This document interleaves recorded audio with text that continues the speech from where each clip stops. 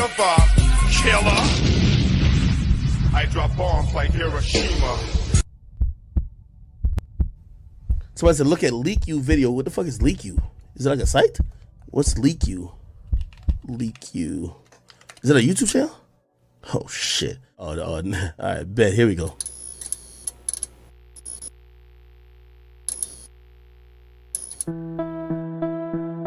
Please hit the like. Thank you.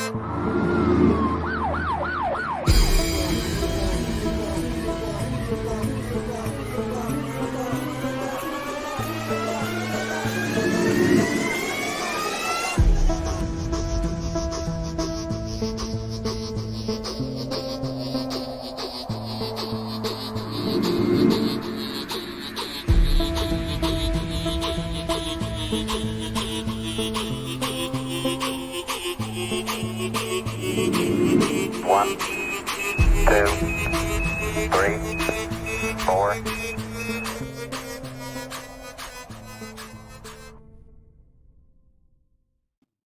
Good morning, good afternoon, good evening, depending on where you are across the world.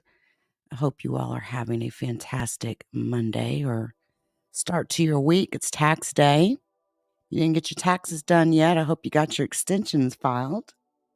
Shout out to all you tax preparers out there. I absolutely hate this time of year. I really, really do. I feel like every year I'm always owing the IRS something, you know? Taxes and death, the most assured things in life. Well, there's some other things that are just as real as taxes and death, but human beings haven't yet really quite accepted what I'm going to talk about today. The alien hybridization program, the alien human hybridization program.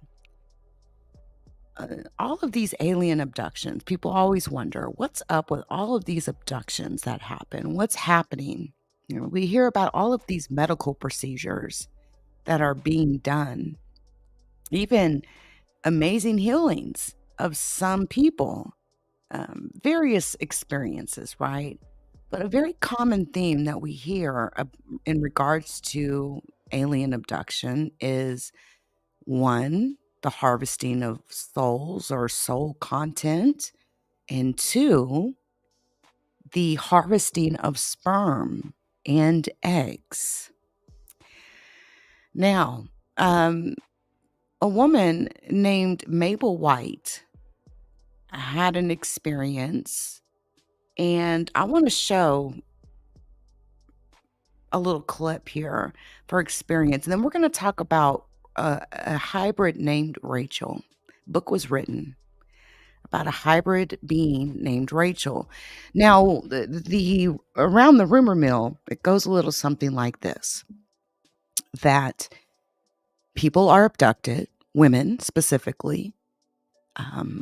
They are impregnated, and then 3 months later, this baby that was put in them is taken out and removed by these beings, who then later continue to grow these little hybrid beings in tanks. And they're very small, very fragile. And there's a variety of different looks to these hybrid children. There's a variety of different looks. Some have very scattered hair, very, almost like balding. Some look more human-like. But if you have read the Bible, you know about the fallen ones, right? And the fallen ones were a third of the angels, right, that rebelled against God and impregnated women here on earth. And born to these women were what is called Nephilim, the giants. Satan has always tried to fiddle with the human bloodline. So to me, my thoughts sort of center around a very demonic element to this. And again, I'll say this, I don't think that all aliens or grays, so to speak, come from other planets. I think a lot of these interdimensional beings they live right here, potentially under our feet. And I think the talk of reptilian overlords or reptilian species or reptilian beings, I think is very real. And the correlation to the serpent in the Bible and the Garden of Eden is, how can you overlook that correlation, right? The serpent. There's a lot of history, and historical data one would need to read to really come up to speed on this. But I feel like Satan is building an army and he's using human DNA to do it. But the problem, I think, and this is just a theory, that these beings have no souls. And there's something about our souls that they are very, very, very interested in. Scary. Hey, Miss Playful, shout out to you. Shout out to Emmanuel Briggs. How are you?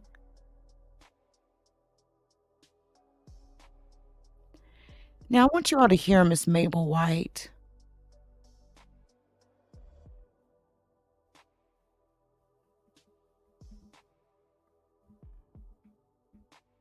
One momento. Yeah. Why were they gathering eggs and this? And they told me they were making a hybrid race. And for what? They didn't want. I wanted to know for what, but they never gave an inkling of what it was for, of what this hybrid race would be doing, where it would be, or what. My grandfather died in 1940. So this was in the 1930s when these things were happening with them. She said they would be sitting on the side porch at night and they would see lights over the oil wells.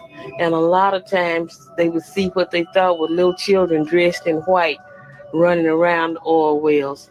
And on several times they saw it in the daytime. They would see these little children dressed in white.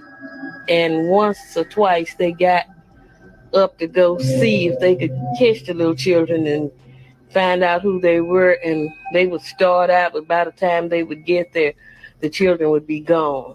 Their main concept was creating a hybrid breed. At least that's what they told me, that they were trying to create a race of people that could live in our atmosphere and in their atmosphere. And they had not yet produced that person.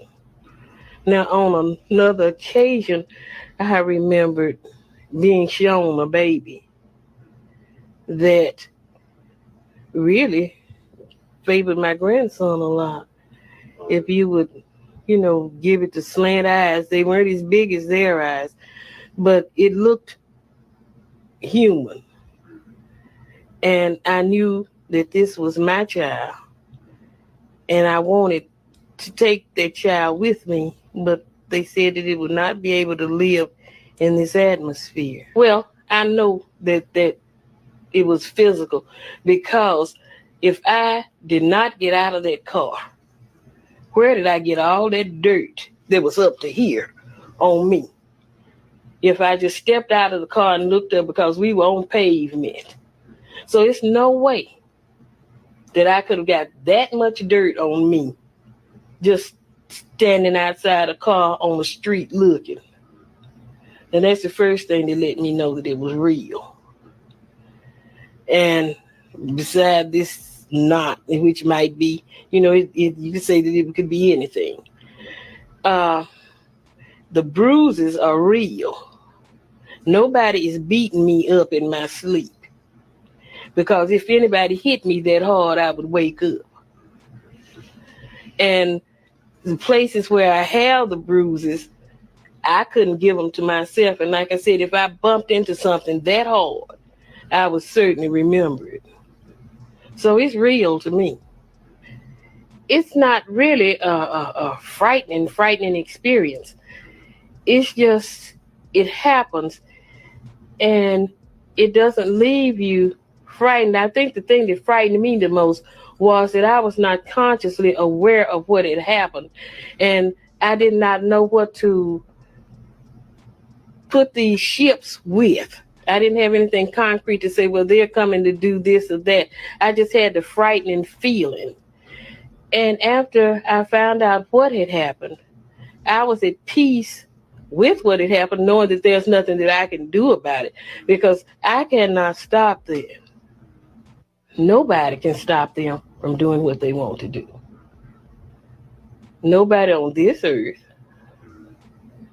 Because they are too far advanced mentally and technologically for, we don't have a defense at all. Yeah, it's like they do magic. Yeah, they could come in today and take over if that was their desire.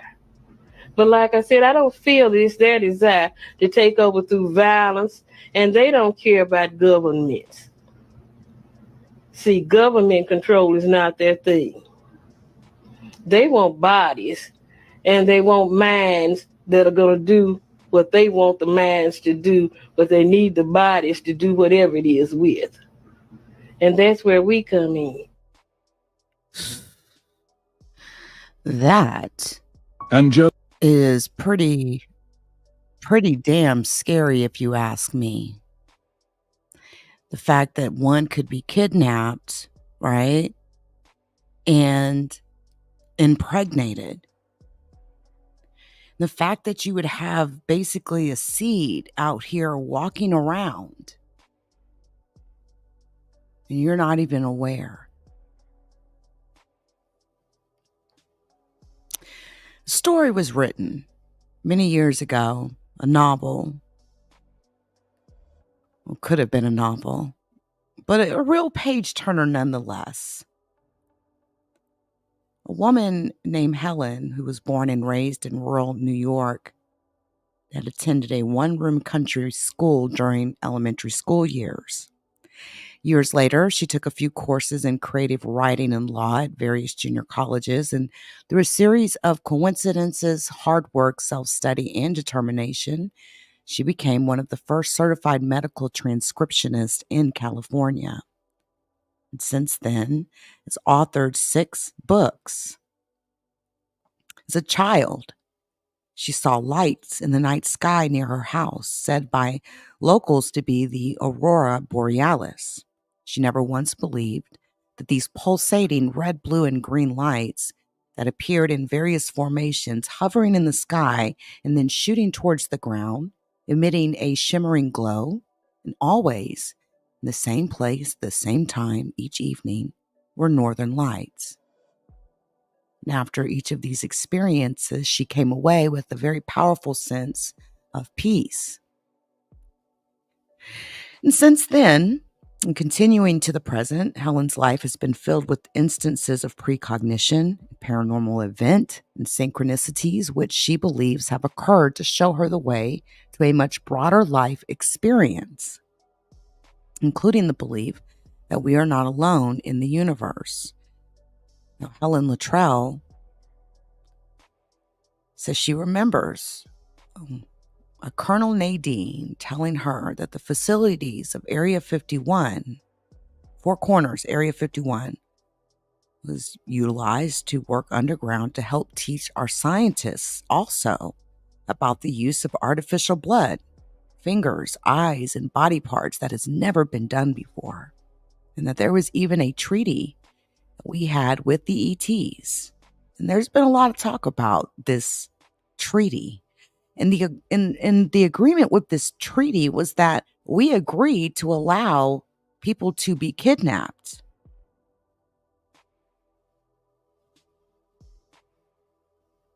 In exchange for technology. Our government, Dwight D. Eisenhower, former President Eisenhower, actually met with these beings.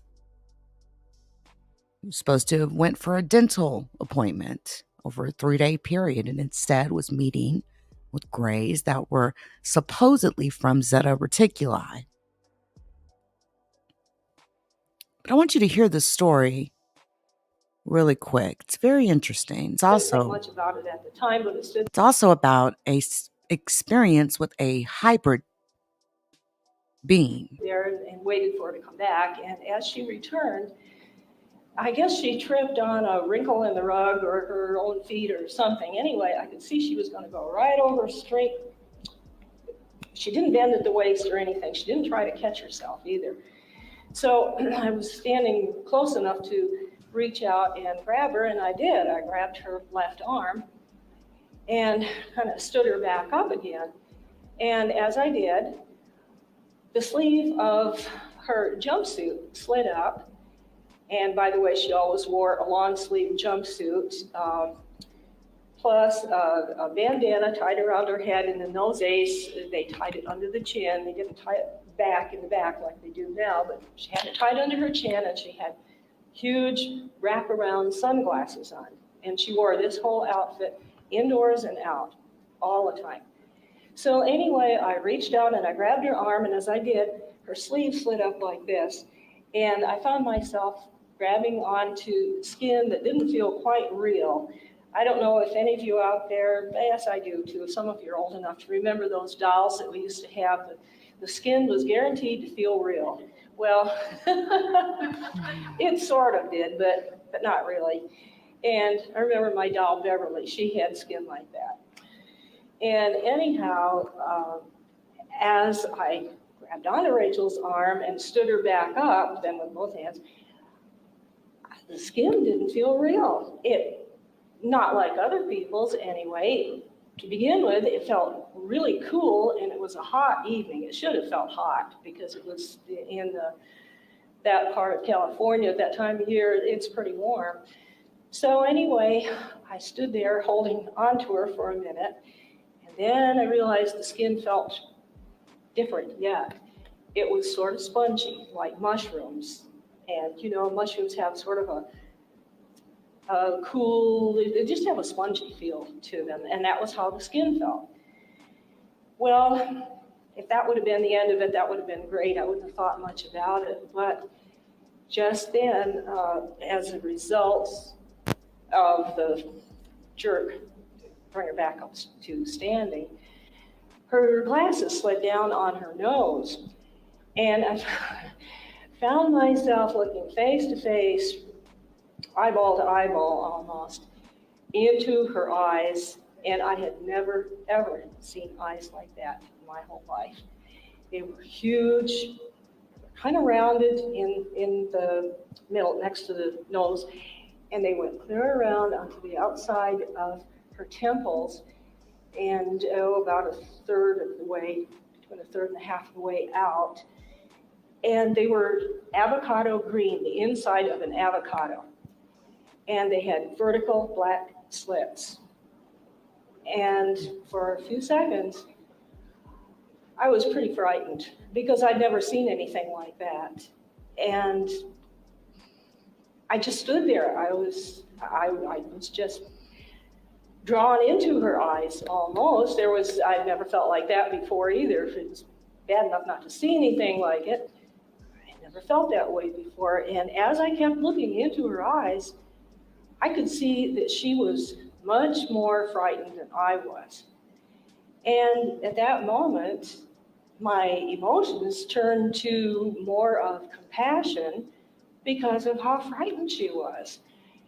And I don't know exactly what she was fearful of, except that she had been discovered, obviously, that I realized that she wasn't what she was supposed to be. And then I almost felt a sort of love for her. And the really weird thing was that as I stood there looking into her eyes, I felt that she was really beautiful. And yet I hadn't seen her hair yet, because she still had the kerchief tied around her head. But something in her eyes made me feel compassion for her. Helen said something just now in relating that story. It was the same thing, and we did not rehearse this part. She said something. She said she felt like she was drawn into Rachel's eyes. We'll come back to that later. This is Helen's drawing of Rachel. Now, Helen isn't really an artist, but I think you can get the idea of, she didn't look quite normal. Is there anything else you want to say about Rachel? I mean, you did eventually see her hair. It was... Yes, I did. And it was a beautiful reddish blonde. It was kind of skimpy and wispy, and it sort of had a mind of its own, too. She tried to comb it and, have it look attractive. She kept it short. Interesting. That is just crazy to me. All right. The fact this is even happening, but this has been going on for decades, okay? Decades, generations. Let's hear a little bit more on this, on experiences. You're okay. Allow yourself to receive the information without needing to invest in it. I responded, there's more than one. Fred, okay. I say, they're touching me. They're taking the blanket off me. And a hand comes from my right, and there is something in the hand, metallic, sort of like aluminum, but darker. It touches my forehead. I see sparks. I see light. And then I feel very different. And then I see two more faces over me. They're starting to move me. I don't know how they're moving me. I think they're holding on to me. I feel them holding on to me, onto my arms. Fred says, how does it feel? And I say, tight. Fred says, how tight? I say, like a firm grasp. It's almost uncomfortable. And the temperature of that which is touching you, Taryn. cool, cooler than my body temperature, I said. And Fred asks, a little or a lot? I say, a lot. It's soft though, like silk, like silk. I continue, and it's wrapped all around my arms, the fingers. His hand on my right arm and a hand on my left arm. And Fred asks, from the same source? I say, no, the one on my right is holding his right arm, my right arm, and right hand, and the one on my left is holding me with his left hand, and the one over me, I think he has his hands on my hips. I'm not sure, but he's in that position. I can't feel very much there. I can't feel as much as I've felt before. I feel tingly all over. Fred, your eyes, are you seeing them? I say, yes, but they're dark. It's dark there. It's very dark. And so they almost shadows like ghosts, but their eyes are so black. They're blacker than the darkness. Fred, and what are they wearing? I can't tell. I can only see their heads. They're starting to move over me. I feel as if I'm floating. I don't understand. I don't understand what's going on, but they do not look frightening. Fred, while you are floating, are they still grasping you? I say, yes. Fred, so you're all floating together? I say, yes. Fred, how many of you are there? And I say, 4. At what speed? I say, we're starting to move. Oh my God, they're moving me through the glass of the window. Oh, that's so weird. I breathe heavily. They're telling me not to be afraid. I see them coming through the glass with me. I breathe hard. I see the glass passing through my body, and I don't feel anything. I I think I should be cut by the glass, but I don't feel anything. Fred, what gender are they? I say, the one who looked into my eyes first, he's on my left, holding my left arm. I sense that he's a male. The one on my right, holding my right arm, I sense that she's female. The one over me, and now he has his right arm on my right leg, upper thigh. He's male too. And we're floating past the trailer. We're starting to rise up, and there's this light. There's this strange light. It's getting brighter and brighter, and I'm looking around as best as I can. I can see the trailer disappearing below me, and then the drilling rig moving off into the distance. Bruce, can I interrupt? Can I just interrupt? What about the crew? Were the crew, did they notice any of this going on? Yes, they were ended up all underneath that in the corner of the well site, all huddled together, looking up at me and watching me. And after this was over, they described in detail what they saw me being transported by these small beings in a beam of light into the craft. Okay. I'll continue. But they don't feel real. There's something. I don't feel like this is happening. I don't understand. The one on my right, she comes over and looks into my eyes, and I feel a sense of love and peace. I feel that we're floating upwards. We're going closer to this light. I'm having a hard time seeing because I'm looking up at the stars, and there's this light bouncing off of them, the ETs. Where are you now? Fred asks. I respond, I feel I'm inside a room. It's a long, dark, it's no longer dark outside. It's light all around me. There are more than these beings walking around. They have me in some sort of a table, moving me. I'm moving down this hall, and they're walking next to me. I'm trying to look at their faces. Now, in the light, they're so pale. They almost look like ghosts. They're so pale, almost white. They're all small, with big heads, small, spindly bodies. I see one now. He's doing something. He's doing something with some tools or instruments. I feel I'm on a table. I'm trying to ascertain if I'm awake or not. There is one who looks into my eyes, and he's calming me down. Strange eyes. And they're taking off my clothes, and I feel them taking my clothes off. And the table is cold, and there's some more. They come over on my right side. This one's standing next to my head, looking at me. He leans over me, and then he stands up. And another one next to him, to his right. And he is doing something, waiting for them.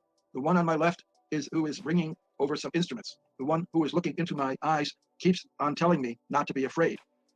Fred, with what attitude is that said?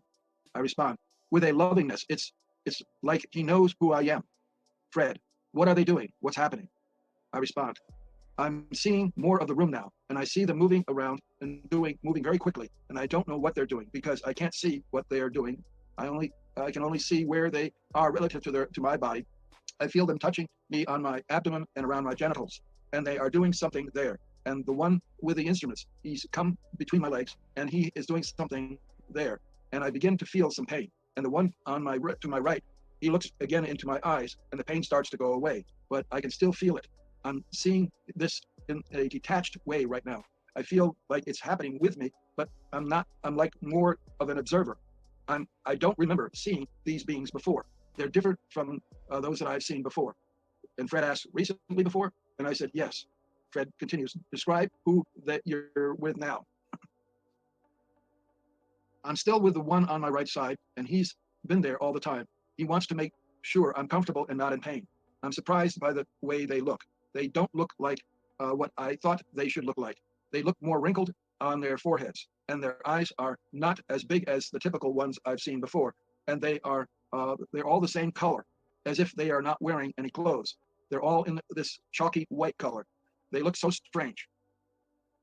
And I feel them stimulating me. I'm having an orgasm. Fred asks, does it feel good? And I say, yes.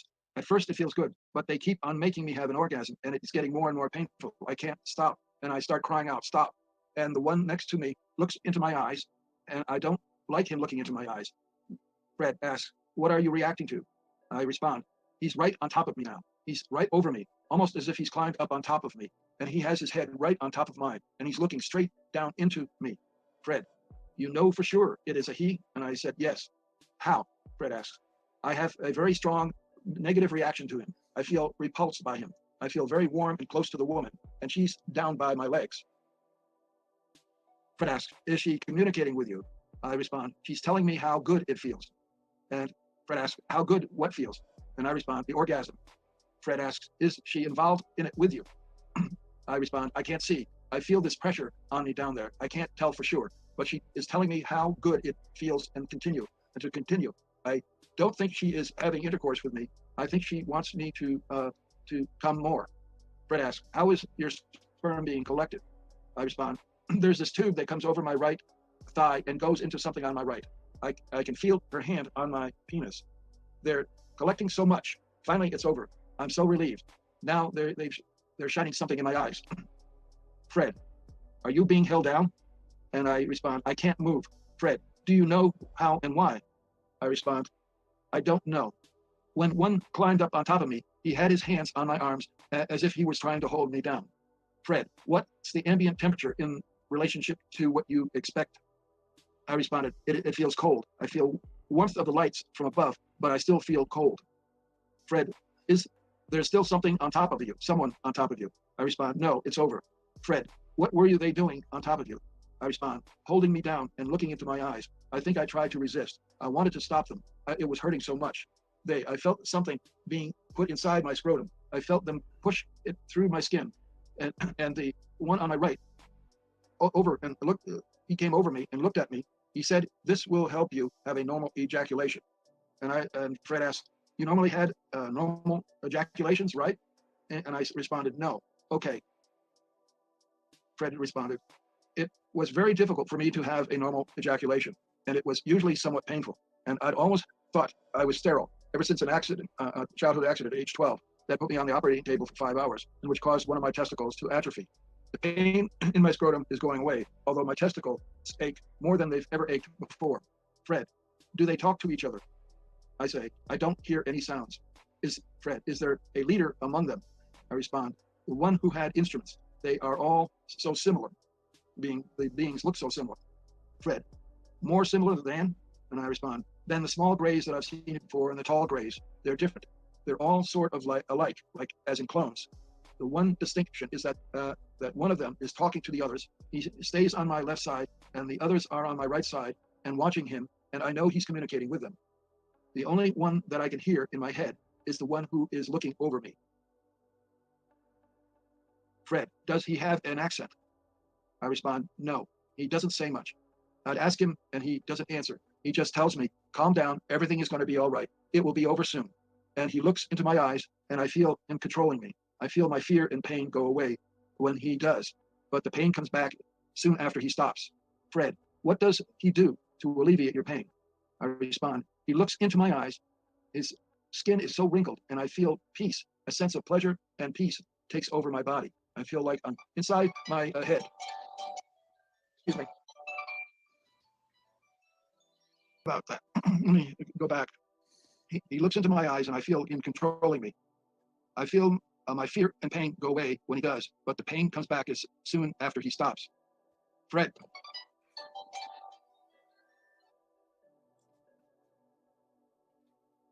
And what happens next?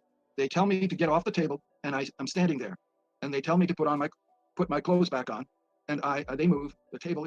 They move the table. They come move it, and they put it over on the side of the room, and one of them helps me get dressed. It's the woman. I feel very comfortable with her, but I don't feel comfortable with the others. Fred, why do you feel comfortable with her? I respond, because she likes me. And the others? I feel this, it's like an anger, but it's not an anger. It's kind of a feeling when you know when somebody doesn't want to be close to you. And the woman wants to be close to me. Fred, do you know her? I respond, she seems similar or familiar, but I can't be sure where I've seen her before. Fred, does anyone else there seem familiar? I respond, one of the other males. I may have been with him before, but I can't be sure. Then I finally say, what made me feel so uncomfortable being on the table was that I did not recognize the doctor who did the operation. And the one who bent over me, I'm seeing him again. He's very methodical, not like he cares about me. Then they take me down this hall. I'm walking with them, and when we get to this room, they tell me this is where they're going to take me back. And this time, only two of them holding onto me. And they touch my forehead again with that metal rod. And then there's this bright light, and I'm floating down. I feel us floating down, and I feel the trailer coming closer and closer. And the one on my right, who is the one who leaned over me, he tells me not to be afraid as they pass me through the window again. And I don't like that. And we're on the top of bunk again. And we feel, and I feel them dropping me into the bunk. And they do something. The one on my right does something, and I feel I'm no longer paralyzed. And then I begin to feel my pain. And I start tossing and turning. And I'm very cold. And I put the blanket over me, but doesn't do any good. I'm shivering, I'm shaking, I curl up in a fetal position, and I get very angry that I can't get back to sleep. And I'm angry that I had these nightmares. And I get out of bed, and I put on my boots, and I walk out into the front of the trailer, and I want to know what's going on. I want somebody to tell me why it's so cold. But nobody's there. And I'm upset that nobody's there.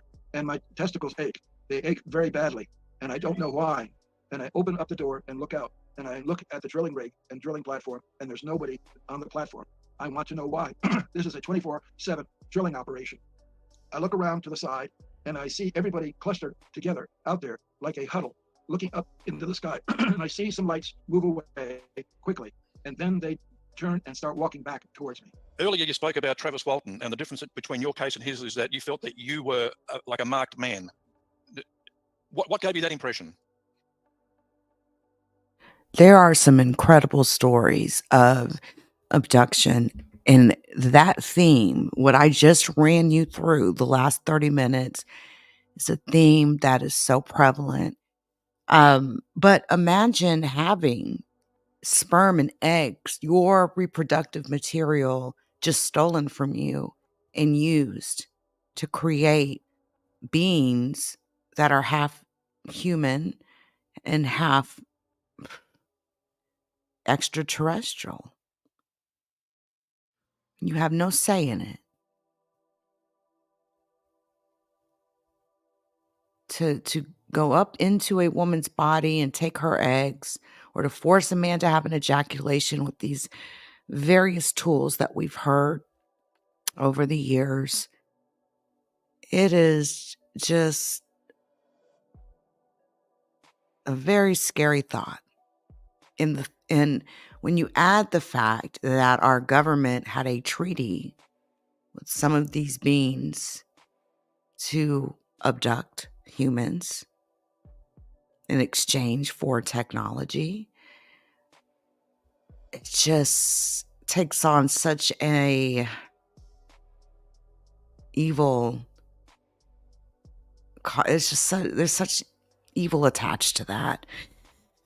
Not to mention Dulce, okay? The Dulce papers, the experimentation and cloning that's going on underneath the ground in Dulce, New Mexico,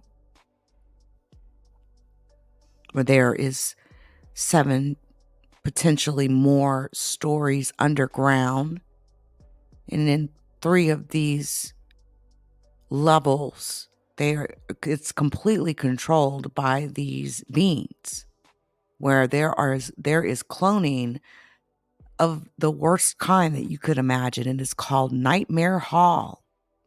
People that have been on Nightmare Hall, who have seen some of these things in Dulce, New Mexico, the cloning, the hybridization programs and experiments that are going on there, where, beings that are half human, half bat type stuff, cryogenic material, beings that get their nutrition by soaking their hands in blood because they don't eat. Very strange stuff. So, when I think of like the hybrid program, for me, the theory that kind of runs through my head, like I was saying at the beginning of the video, is Satan has been trying to pollute the bloodline since the beginning of time. And I think this is just more of that. In the Bible, again, Nephilim or giants were born to women that had laid with these beings that were angels at one point. They are fallen. now. But and these women, later became what they call sirens, known as mermaids, right? Yes, I have, Emmanuel. I've seen that movie. It's very interesting. I seem to get more or more enjoyment out of watching things like UAMN TV or Zohar Gate here on YouTube. I like watching when people come up and present and tell their stories. I enjoy hearing their stories. And it's just the similarities are heavy, especially when it comes to these hybridization programs. Now, I had published a video not too long ago, actually. Very interesting video. I'll show it to you here. Hold on. Let me turn that volume down.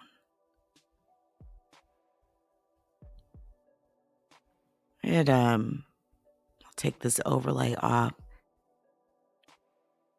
We had been looking at some pretty interesting footage of hybrids, potential reptilian hybrids. And listen, you can look at this being and see the red, almost, I don't know if that's hair or what, but it's moving maybe based on the emotions. It's strange. You just have to watch it.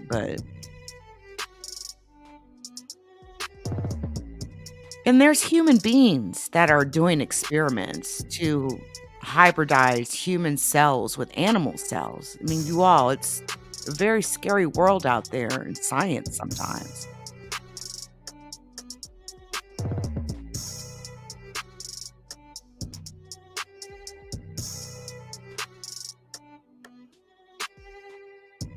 No one has ever been able to identify this video from anything commercial in all the years that it's been out.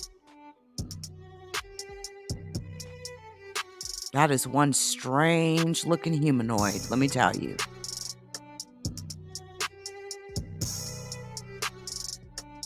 And you can see its hairline, or if you call this hair, is literally changing. It seems like based on the emotions of this thing.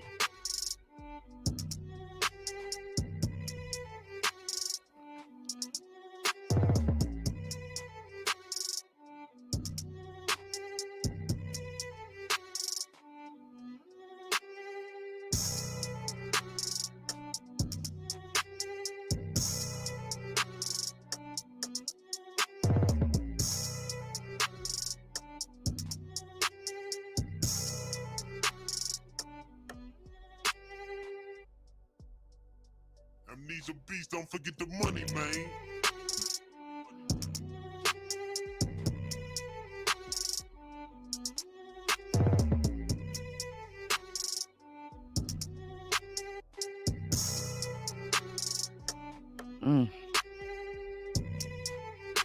You see someone walking like that out on the street, I think you're going to know even without looking at them. You're probably going to get a sensation or a feeling even, right? If you're around someone that is half extraterrestrial or, surely you would get a different feeling from that individual, right? That's what I feel like would happen. Yeah. There's been a lot of there's and the thing about the whole different hybrid programs, even with them using human cells with other cells. I've seen some beings on some videos that looked like they were half human, half plant, the way their bodies were made. Just very weird. But in some places around the world, the oversight for, scientists and programs or experiments or experimentation that they may be doing is not as forceful as it would be like here in the United States. So there's some countries scientists could go to do these sorts of what would be considered immoral experiments. They don't get in trouble for it. Matter of fact, there's a scientist that did so much cloning. He eventually got caught up, but he did so much cloning. I think it was on camels. But the facts are the facts that scientists out here in the world are playing around with human genetics and colliding those human genetics with various animals. It's very, very strange. There's very strange programs all over the world that are happening right now. So anyway, guys, there will always be more to discuss when it comes to this topic. I appreciate each and every one of you for coming through. Before we get up out of here, allow me to pay a few bills if you don't mind. Shout out to the LeakYou community. Please join us on Spotify, Apple Podcasts, Google Podcasts, and Amazon Music.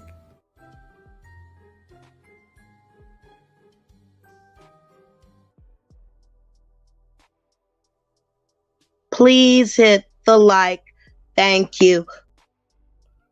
All right, guys. Have a fantastic rest of your evening. Again, I hope you got your tax, your extensions filed. If you didn't get your taxes filed today, I will be here again when I'm here again, which will probably be sometime tomorrow. Again, I do appreciate each and every one of you. Until next time, everyone.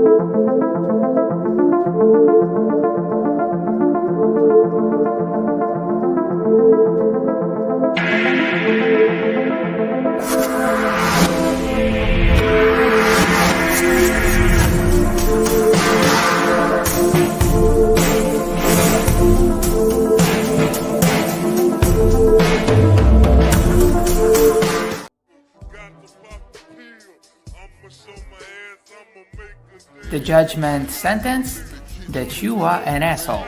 The trial is over. Thank you, everybody. Let's play a game. You have 10 seconds to take all your stuff and get out of my life. 10, 9, 8. God bless you, motherfucker. You're really smart. Like really, really, really smart.